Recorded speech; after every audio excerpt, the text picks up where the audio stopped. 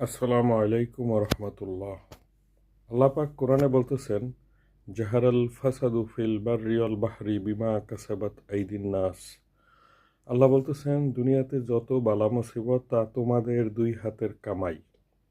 আল্লাহ পাকের শুকরিয়া জানাই, আমরা এখন অত্যন্ত সুজলা সুফলা পূর্ণভূমি, আমাদের এই অলিয়া উলিয়াদের পূর্ণভূমি বাংলাদেশে আমরা বাস করতেছি।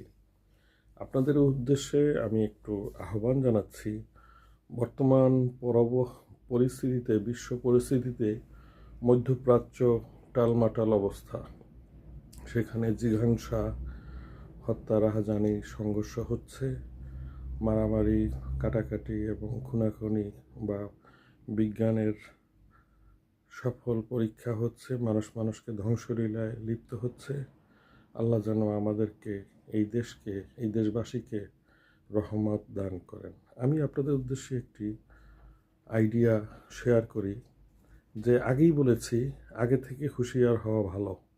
এই জাতিকে বাঁচানোর জন্য আমি একটি কর্মকৌশল আপনাকে বলতেছি। ভবিষ্যতে তেল সংকট দেখা দিতে পারে এবং সরকার সর্বোচ্চ চেষ্টা করবে, কোনো সন্দেহ নাই। তারপরও লোডশেডিং থেকে বাঁচার জন্য প্রতিটি বাড়িতে যদি আপনারা, লিথিয়াম আয়নের যুগ চলতেছে, চায়নায় বহুত লিথিয়াম ব্যাটারি বানাচ্ছে।